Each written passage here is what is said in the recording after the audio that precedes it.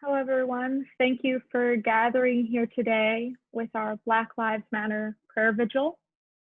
My name is Shannon Boley, and we will be beginning now with our vigil. Thank you for everyone who has joined. And please, as I've said a few times throughout this program already, please download the program that is in your chat so you'll be able to see what's going on. We'll not be having our screen shared for all of the program because we're really going to want to see our community's faces and voices throughout the program. So just a brief overview of some logistics. Please mute your mic unless you are speaking. This is to really help with be able to have focus on what is being said and what is being heard. Including during the song, you'll have plenty of opportunity to sing along, but during it, please just have your mics muted and we'll definitely hear your voices in spirit. For the last portion of this, have a candle ready to light for prayers and intentions at the end of the service, where you and especially our students will be able to share a prayer, an intention, or a hope. You'll be able to show your candle to the screen and do that, and that's at the end of the service. Immediately following the vigil, the Dean of Students and the Student Counseling Services will have a listening hour for you to be able to continue to process. A lot of the vigil today will be listening and reflection, when more of the opportunity for sharing and expressing your own feelings will be, especially following the vigil at 5 o'clock. And I trust that email was sent out today, and I trust maybe Laura is able to put the Zoom details for that in the chat as well. And throughout the service, a theme that will be going throughout is say their name. And this list isn't comprehensive, but it is a list of 107 names that we were able to get from NPR that lists Black lives who were killed and lost due to racial violence and police brutality starting in 2014 with Eric Gardner. And members of our community will be reading those names today, and they'll be able to participate. And again, the purpose of this service is to foster solidarity, community, and healing for the entire Marymount community, and to honor and mourn Black lives lost to racial violence. And I really thank you all for being here today.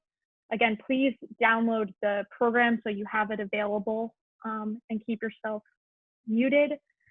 This is recorded for our students, and thank you so much for coming together. And with that, I'm going to stop sharing my screen and hand it over to Dr. Becerra for her opening remarks. Thank you. Thank you, Shannon, and hello, everyone. Thank you so much for attending this afternoon's prayer vigil. Whether you are a student, a faculty member, staff member, or friend of the university, your presence today is a symbol on how our community stands together against racial violence and injustice. I have been watching this troubling situation unravel, first in Minneapolis and then how it has spread across the country. I have seen outrage. Truly a civil rights crisis evolving in this nation, probably the worst since 1968. I remember when I was the age of most of our current students and how I witnessed the Miami riots in 1980. I recall how those riots emerged from a situation very similar to what happened to George Floyd. That happened when Arthur McDuffie, a salesman and veteran of the armed forces, was killed by police for speeding. It made me reflect on how little things have changed, if at all. The last few days, I've heard many say how the only thing that has changed is that we have video now, and we can witness these events. That's it. Nothing else has changed. I reflected on that leading up to this prayer vigil. Shannon had asked me if I would mind saying a few words and that as of a woman of color, I would have probably been discriminated against over the course of my life. I said, sure. I may have been discriminated at a job when I was not offered a promotion because I was pregnant. I may have been discriminated as a person of color because I was denied a room at a hotel. But I've never feared for my life or the life of my kids. A few days ago, I sent out an email to Marymount community addressing my outrage from the events that have been unfolding. And I received a reply from one of our faculty members, Professor Bill Allen. He's a faculty member in our fashion design and merchandising program. And we started at Marymount around the same time. I love chatting with Professor Allen because I also love fashion. When the pandemic started, he communicated his desire to help others. And he quickly organized our students, faculty, and staff to sew masks made from fabric, one which I now happily wear all the time because he wanted to help out the frontline workers who may have difficulty getting access to masks. And he also created some for our campus safety officers on campus to wear, as well as some of our administrative staff. I wanted to share Professor Bill Allen's note with you today during this prayer vigil. He says, I have personally been racially profiled on a number of occasions with guns drawn and cursing at me to get out of my car, both as a teenager driving my dad's brand new car and many times as an adult. I have had many conversations with my 3 sons on how to conduct themselves if stopped by the police as they were growing up, and most recently last week after the death of George Floyd, a homicide at the hands of the police. Bill's story is all too common for Black people in this country, and it's unacceptable. Yes, as a woman of color that has been discriminated against, I've never had to fear for my life like Bill has. Thank you, Professor Allen, for helping me understand why things have to change. And we at Marymount are going to do our part to make sure things change in this country. Today, we're taking the first step by holding this vigil and listening session. And we'll continue to hold similar events at least on a monthly basis moving forward. We will pray and discuss what is going on. We'll provide a forum where our students can have conversations, and we'll hear the testimony of others, and we will make a change. Thank you for letting me share these words with you.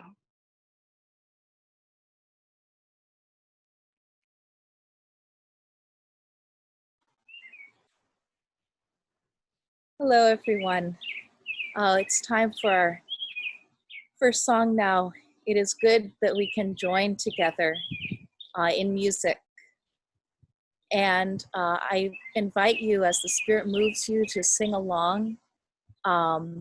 Just always, as with Zoom, we need to keep the microphones muted so it doesn't keep jumping from person to person. So let's all join together in singing a song of suffering and hope. My life flows on in endless song above earth's lamentation. I hear the real, though far off hymn that hails a new creation. Through all the tumult and the strife, I hear the music ringing. It sounds an echo in my soul. How can I keep from singing? What though the tempest round me roars? I know the truth it liveth. What though the darkness round me close? Songs in the night it giveth. No storm can shake my inmost calm, while to that rock I'm clinging, since love prevails in heaven and earth. How can I keep from singing? When tyrants tremble as they hear the bells of freedom ringing, when friends rejoice both far and near, how can I keep from singing? To prison cell and dungeon vile, our thoughts to them are winging. When friends by shame are undefiled, how can I keep from singing?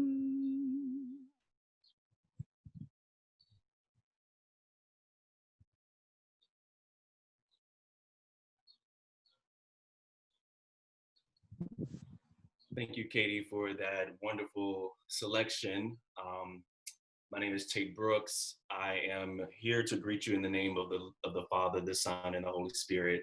I am a son, a great son, great grandson of descendants of slaves.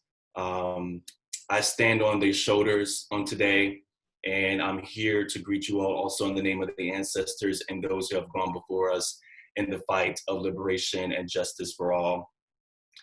We have received a billow of devastating news over the last few weeks. Over 30 million Americans have lost their jobs in the span of 2 months. Over 100,000 Americans lost their life to the coronavirus. And over 1,000 people were killed by the police in 2019 alone. Black people were 24% of those killed, despite of being only 13% of the population. News about police killing Black people is a constant refrain that we have become accustomed to. The images of Black people being killed and their blood spewing on the grounds of cities across this country is anxiety-producing and quite numbing. James Cone, the father of Black liberation theologies, once said, "The cross can heal and hurt. It can be empowering and liberating, but also enslaving and oppressive. There is no one way in which the cross can be interpreted. I offer my reflections because I believe that the cross placed alongside the lynching tree can help us see Jesus in America in a new light, and thereby empower people who claim to follow him and to take the stand against white supremacy and every kind of injustice." In the wake of the unjust killing of George Floyd and the many other Black people killed by police within just these past few weeks, Sean Reed in Indiana, Ahmaud Arbery in Georgia, Breonna Taylor in Kentucky, and Tony McDade, a Black trans man in Florida, were all killed by police violence. This reality has Black Americans asking the question, when will Good Friday end? Exactly 1 month and 3 weeks ago, those who identify as Christians celebrated and remembered the awesome story of Jesus' resurrection. However, many of us who have been disenfranchised, marginalized, chastised, and brutalized by white supremacy just can't seem to move past Good Friday. You know the story of the man from Galilee and Nazareth. You remember Nazareth, right? The ghetto, the place where Nathanael asked, "Can any good thing come from this place?" The young man born of a Virgin Mary who was a carpenter, who was healing the sick, spreading the good news, and bringing hope to the hopeless. You remember this audacious man who had the courage and gall to stand up against the reigning government and to proclaim that we must save all and all must have life to its full.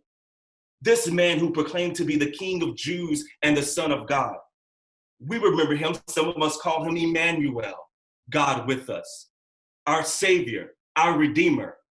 And my late grandmother in her Southern flair would say, he is a waymaker.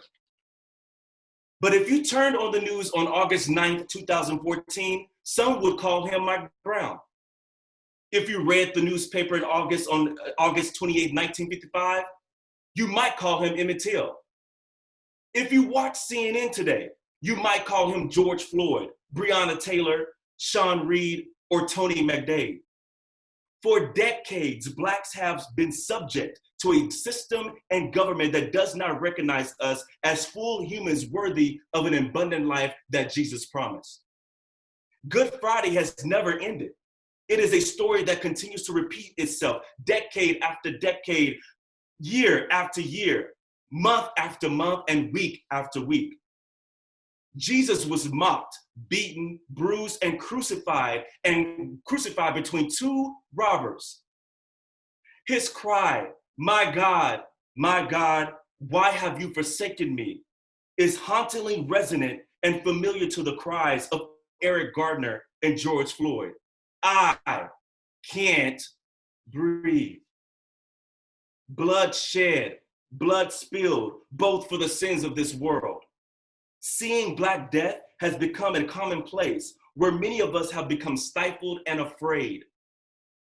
Bell Hooks in her book, All About Love, stated, "The more we watch spectacles of meaningless death, of random violence and cruelty, the more afraid we become in our daily lives."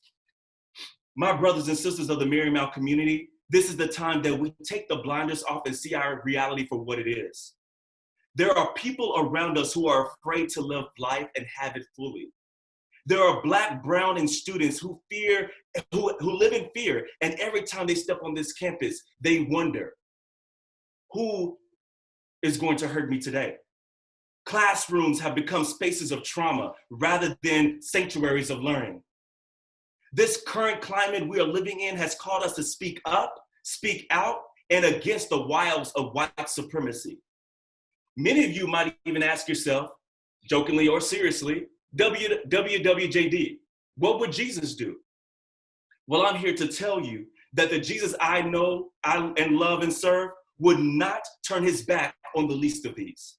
The Jesus I know, love, and serve is not unfamiliar with the pain and the suffering of Blacks and those who've been slain by violence. He knows them by name. Do you? Isaiah 53, 3-7 tells us that he was oppressed and was afflicted, yet he opened not his mouth, like a lamb that is led to slaughter, and like a sheep that before it shears is silent. So he opened not his mouth. So Marymount, this is the time to ask yourself these critical and crucial questions. Who among us is suffering in silence? Who are we during these times of trouble? Who have we harmed? How can we do better? Where are we going? And who is coming with us? Not only am I charging the community with the aforementioned questions, but I charge each of you, faculty, staff, and students alike, to action. Everyone needs to register to vote.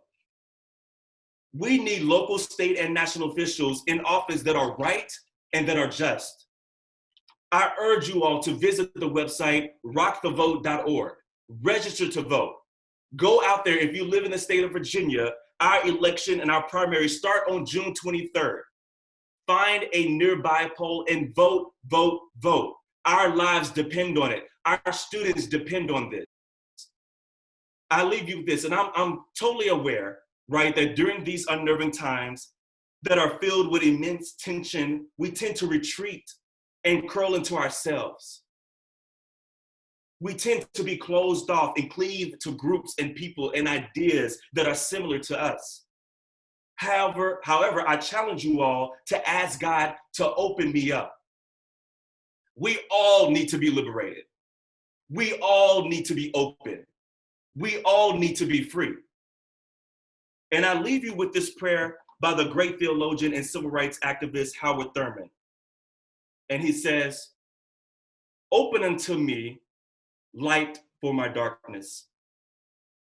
Open unto me courage for my fear. Open unto me hope for my despair. Open unto me peace for my turmoil. Open unto me joy for my sorrow. Open unto me strength for my weakness. Open unto me wisdom for my confusion. Open unto me forgiveness for my sins. Open unto me love for my hates. And open unto me thyself for myself. Lord, Lord, open unto me.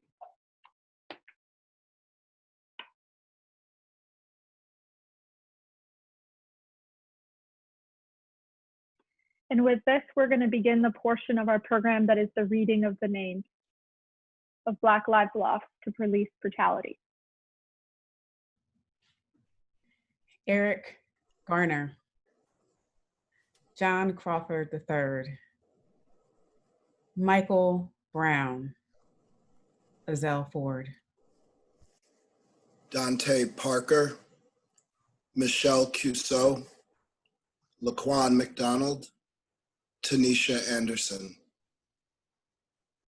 Akaya Gurley, Yvette Smith, Tamir Rice, Romaine Brisbane. Jerome Reed, George Mann, Matthew Ajabade, Frank Smart. Natasha McKenna, Tony Robinson, Anthony Hill, Maya Hall. Philip White, Eric Harris, Walter Scott, William Chapman II. Alexa Christian, Brandon Glenn, Victor Manuel LaRosa, Jonathan Sanders. Freddie Blue, Joseph Mann, Salvador Ellswood, Sandra Bland. Albert Joseph Davis, Darius Stewart, Billy Ray Davis.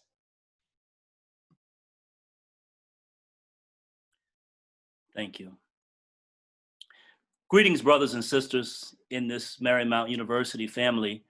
My name is Ricardo Phipps, and I'm a member of the staff of Student Counseling Services, and have been asked to share a few reflections with you during this time of great pain and tragedy for our nation. Because once again, we find ourselves responding to an incident of police brutality against an African-American person in our country. And knowing that this incident doesn't represent the mindset of all police persons. But once again, we find ourselves reminded of the sad reality that we oftentimes try to forget, that racism is a strong reality in our country. I do want to thank Dr. Becerra for giving the charge, for having us come together this afternoon, and want to thank Shannon from the Office of Ministry and Spiritual Life and others for taking responsibility for planning this. It is so important that we come together to reflect and to pray. My mind and heart have certainly been flooded with so many thoughts and emotions in the last 10 days or so, since, like all of us here, seeing the death of George Floyd in Minneapolis because 4 police officers greatly abused their power and ended a life in a matter of minutes. Unfortunately, we know we've seen this before. We've seen it recently. Disproportionate use of force by police persons that have either ended up in the death of Black people or it left them greatly injured physically and certainly psychologically. Sometimes people have taken to the streets to protest the lack of equal justice because the perpetrators of these horrendous crimes were not held to the same standard as others would be. But we seem to be caught in this cycle of there's some type of racialized trauma, there was a response, then there's a gradual calming, but then there's no systemic change. And for me personally, I often wonder if part of the reason is that we're simply trying to legislate changes of heart or eradicate racism through policies and laws. As a Black Catholic man, I'm convinced that while legislation and policy changes are so important, there's a critical step that goes beyond that. And in order to see lasting change in our country in terms of racial discrimination and oppression, I'm convinced hearts have to change. Hearts have to change. Because ultimately, racism is about the fear and insecurity that exists in human hearts. In 2018, a pastoral letter written by the U.S. Catholic bishops called Open Wide Our Hearts, I don't know that it got the due or the attention that it should have, but in that letter, the bishops wrote, racism can often be found in our hearts. In many cases, placed there unwillingly or unknowingly by our upbringing and culture. As such, it can lead to thoughts and actions that we do not even see as racist, but nonetheless flow from the same prejudicial root. And they follow up with, what is needed and what we're calling for is a genuine conversion of heart, a conversion that will compel change and the reform of our institutions and society.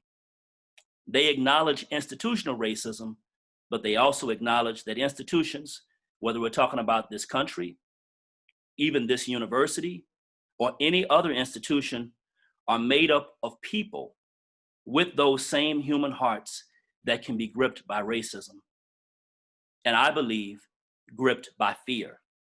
And the million-dollar question, as they say, how does this conversion happen? A thought that frequently arises for me about how this conversion happens is tied to the issues of the roots and the foundation of racism in the United States. Many of us don't like to talk about it. We say that's our past and we have to move forward from it. It's that peculiar institution known as slavery. And all this, America from sea to shining sea, below the Mason-Dixon line, above it, it's all built on the foundation of slavery. The years of Jim Crow, segregation, the civil rights movement, it's all upon this foundation. A most dehumanizing time for everyone in the nation. Dehumanizing for enslaved people, dehumanizing for slave owners, and for everybody else who didn't fall into one of those categories. Last year, Texas Congressperson Sheila Jackson Lee introduced legislation at the House level for the establishment of a commission to consider reparations for African Americans and to fully acknowledge the impact of slavery on the current day lives of African Americans. It met with tremendous controversy, because I think the attitude for many people, let's not talk about that. Everyone just has to move forward and live in the present. But the house, this house, is built on sand, not rock. I take you back to the Gospel of Matthew, chapter 7, verse 24. It's Jesus' closing of the Sermon on the Mount with a warning about the stability of a house built on rock versus the insecurity of a house built on sand. He says, everyone who listens to these words of mine and acts on them would be like a wise person who built his house on rock. The rain fell, the floods came, and the winds blew and buffeted the house, but it did not collapse. It had been set solidly on rock. And everyone who listens to these words of mine but does not act on them will be like a fool who built his house on sand. The rain fell, the floods came, the winds blew and buffeted the house, and it collapsed and was completely ruined. And I'm afraid, if we're honest, this house, the United States, is built on sand. And true conversion of heart may not be possible until we're really willing to go back and honestly reflect on the past and how the reality of 1619, the year the first Africans were brought to Virginia, how that impacts us today. And in order to maintain the system of quote unquote law and order that we still hear about today, power and control, the ruling class convinced itself that Black people were inferior, were dangerous, were morally depraved, and didn't deserve the same dignity. Fast forward to Monday, May 25th, in Minneapolis, Minnesota, a group of police officers concluded the same about George Floyd.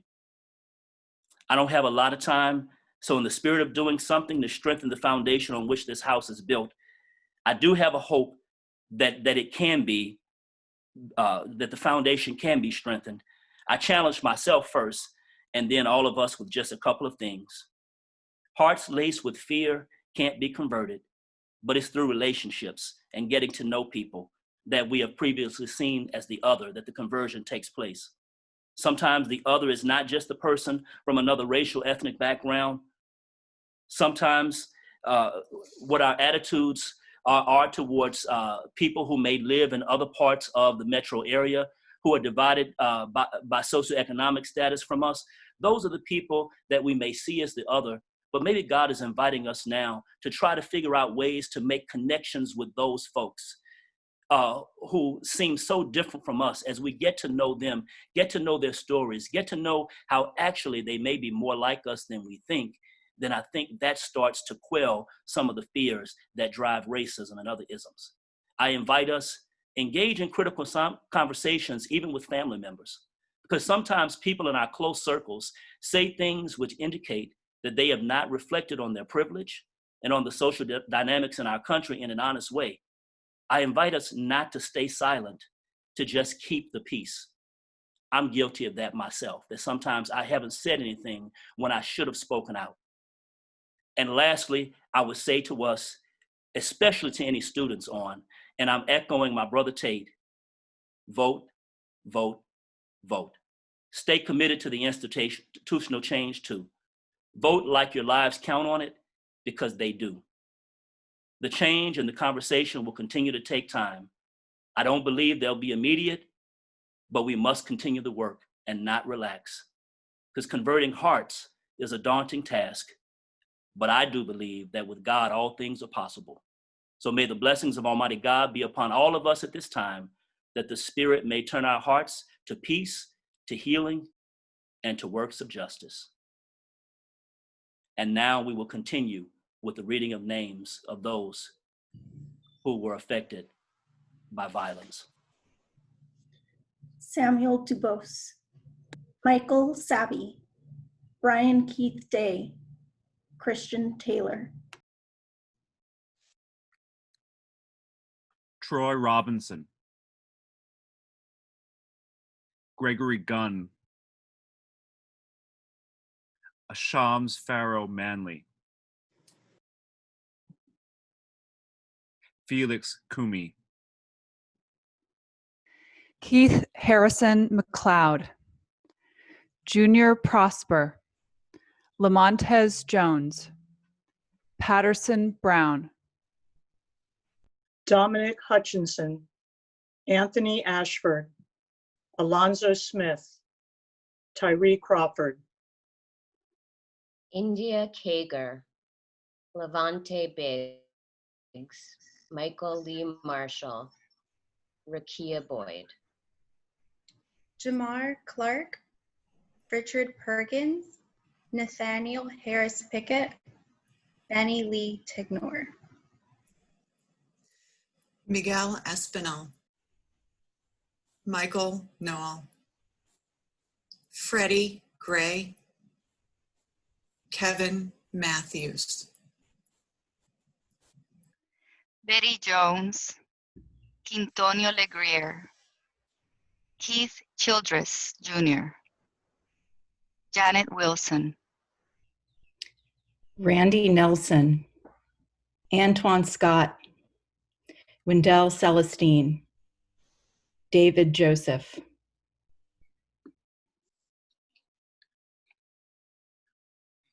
Good afternoon, everyone. I'm Father Rampino, and I'm the chaplain at Marymount. And first, I want to thank Tate and Ricardo for having reflected so powerfully. And it is with some trepidation, no small trepidation, that I even speak today, because I know that as a white man, I have not shared that experience. I acknowledge that I have lived with a great deal of privilege that I have never earned. That is part of my experience. I have to begin by saying, I do not know the fear that so many Black students and parishioners and people that I have known throughout my life. I've not had to live with that. That's not something I've known. And it's not something that I can imagine very easily. And so I have to speak with some trepidation here and say, first,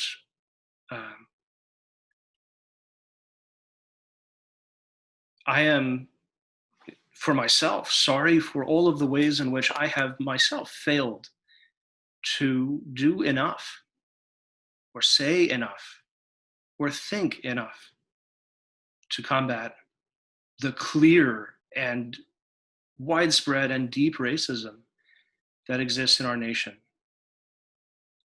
But as a priest, I also want to say only just a few things to begin to address, again, where God is in all of these things, where the Lord is in each and every one of these vile, vile breaches of the dignity of a person. And so I direct us to the 25th chapter of Matthew's Gospel. And there, it's, of course, a famous passage where the Lord describes for us the judgment of the nations. He says the following, and I hope you'll permit me to read the passage at a little length. When the Son of Man comes in his glory and all the angels with him, then he will sit on his glorious throne.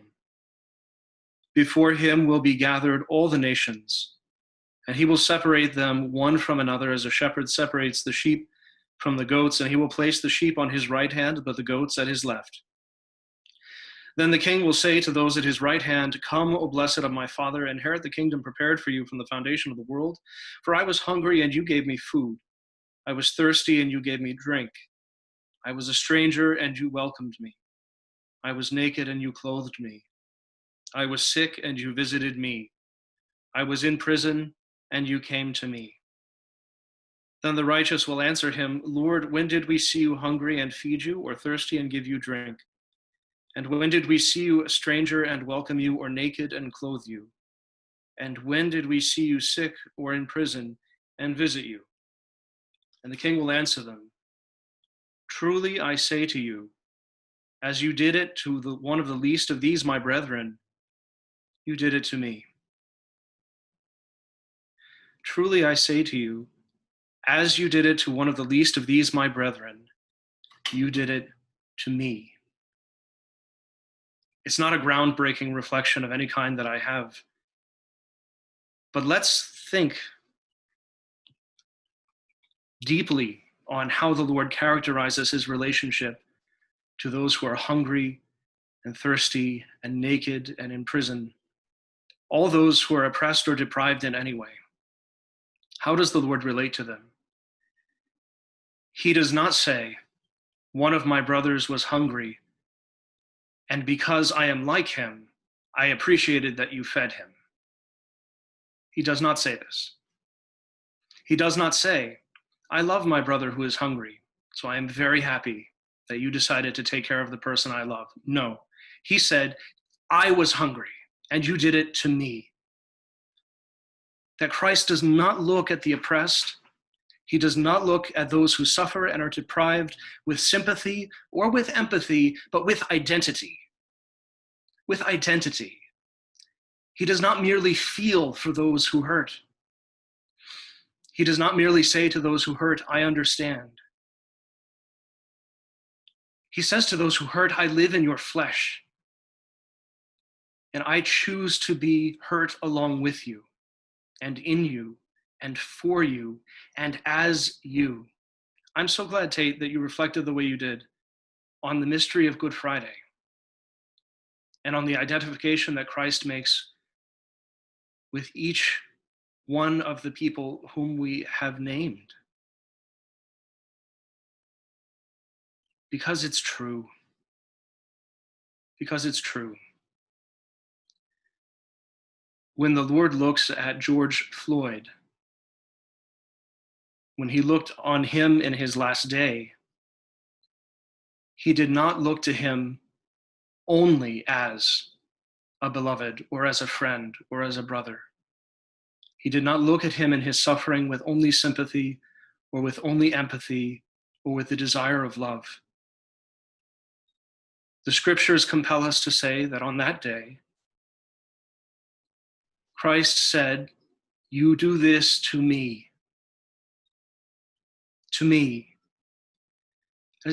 As we believe as Catholics, it is God himself who says this, that God himself has chosen to identify himself with the suffering. And today we say especially with Black folks in America who have suffered incredible, incredible brutality, not only at the hands of police, at the hands of many, at the hands of a whole society.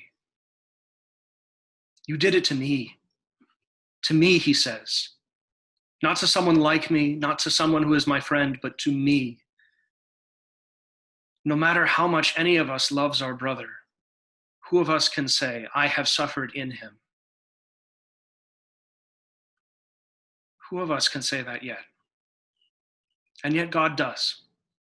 And with truth, God does.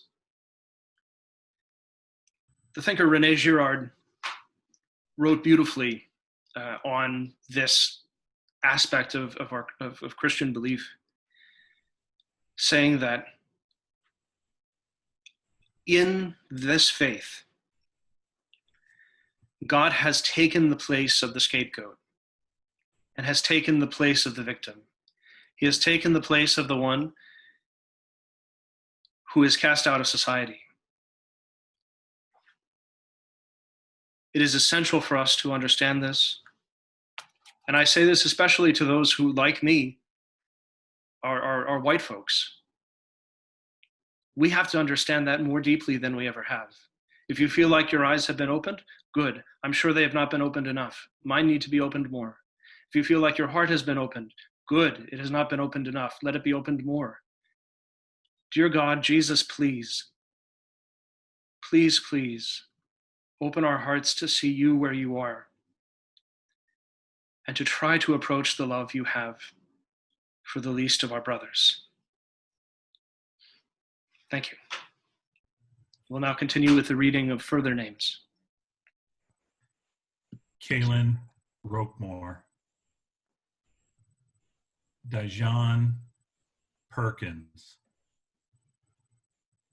Christopher Davis, Marco Loud, Peter Gaines, Tori Robinson, Darius Robinson, Kevin Hicks, Mary Trujillo, DeMarcus Semmer, Willie Tillman, Terrell Thomas, Seville Smith, Alton Sterling, Philando Castillo, Darian Hunt, Terrence Crutcher, Akil Dinkins, Paul O'Neill, Alteria Woods, Jordan Edwards, Aaron Bailey, Ronell Foster, Stefan Clark, Antoine Rose II, Botham Jean, Pamela Turner, Dominique Clayton, Tatiana Jefferson, Christopher Whitfield, Christopher McCorvey, Eric Reason, Michael Lorenzo Dean, Ahmad Aubrey, Brianna Taylor, George Floyd.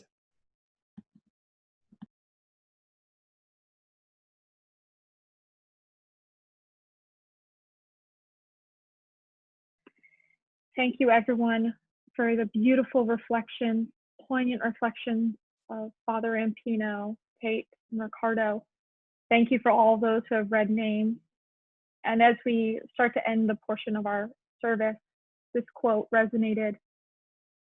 It's up to all of us, Black, white, everyone, no matter how well-meaning we think we might be, to do the honest, uncomfortable work of rooting it, racism, out. So today I would like to invite, especially those who have our students, our staff and faculty, to light a candle with your prayers and intentions for the community. If you have already shared in some point of the service today, I invite you to light a candle on your own and continue to meditate and say a reflection. And I really want to invite our students forward to be able to share. I'd like to start and offer a brief prayer. I'm lighting this candle in grief and in mourning to all Black lives lost to police brutality and to racial violence, to pray that our world can understand that Black lives matter, and for the wisdom and the strength to do the honest and important work. And I invite others to light candles and say their intentions.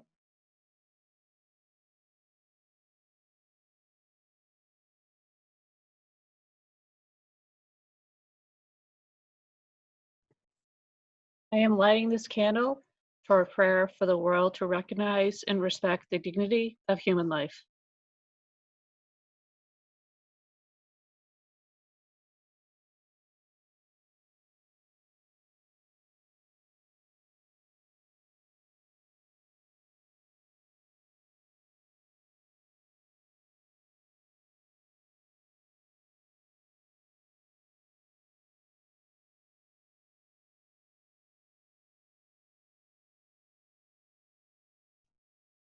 I pray that in this division as a country, we all come together and unite against the injustices that have been brought upon us, and we honor the lives that have been lost, the innocent lives that have been lost. Amen.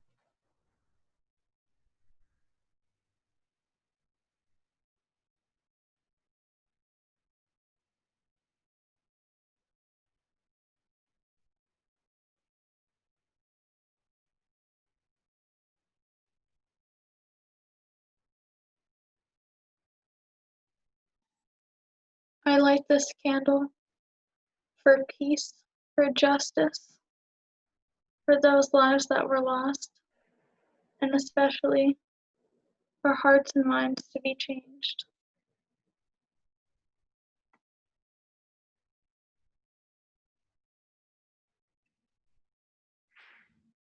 I pray that our Black brothers and sisters' hearts are mended with peace.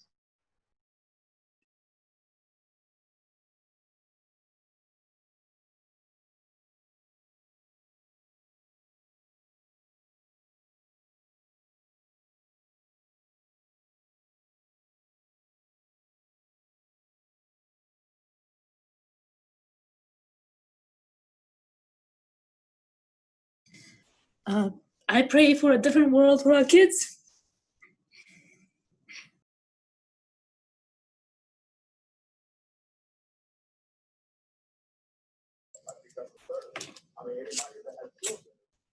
I like this lighter.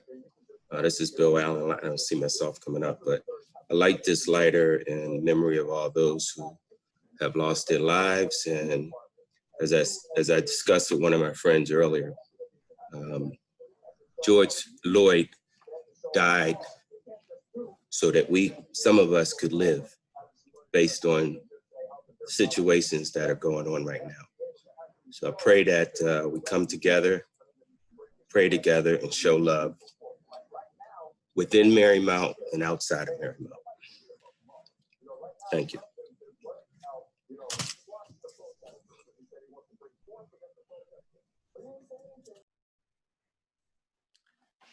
I pray. Go ahead.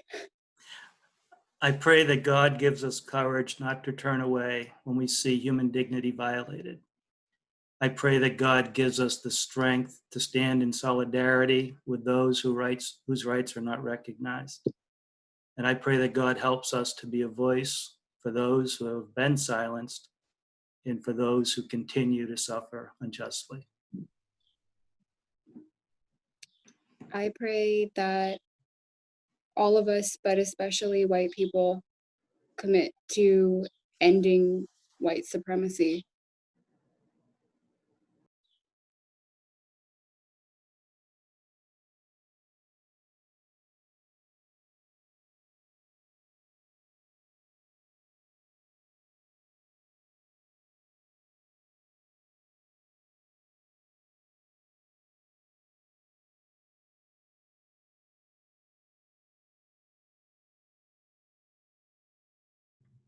I hope that all of the discussions and intentions and plans that people are making right now continue and come to fruition, and that people continue to do the work they need to do after this stops being on the news.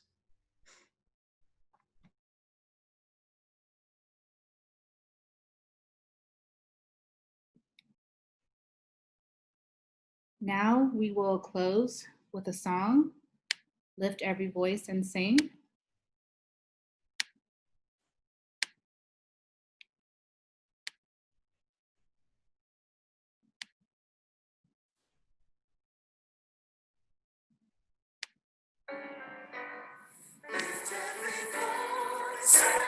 Sing till ring with the harmonies of liberty. Let our rejoicing rise high as listening skies. Let it resound loud as the rolling sea. Sing a song full of the faith that the dark past has taught us. Sing a song full of the hope that the present has brought us. Facing the rising sun of a new day begun. Let us march on till victory is won.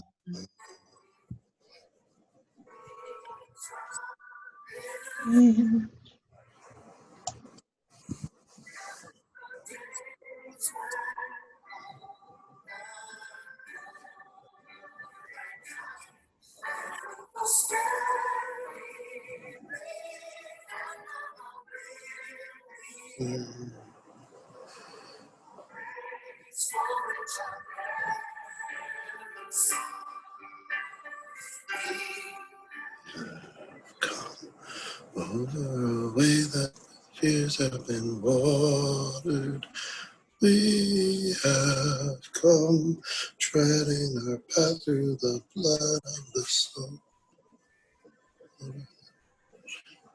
Out of the gloomy past, till now we stand at last, where the light gleam of our bright star is cast.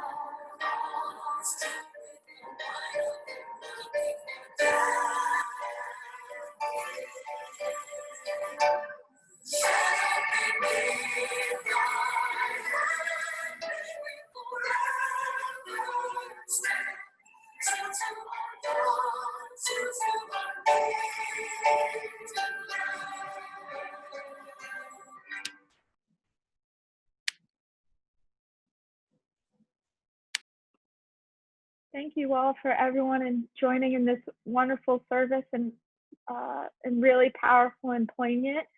We're going to put in the chat the Zoom link for the listening session, which is again really a space to help process and continue sharing about this. Thank you everyone who has been a part of this, and yes, we hope to have many of these in the future, and Brooke and Alana will be leading the wonderful listening session, which invites all staff, students, and faculty to be a part of.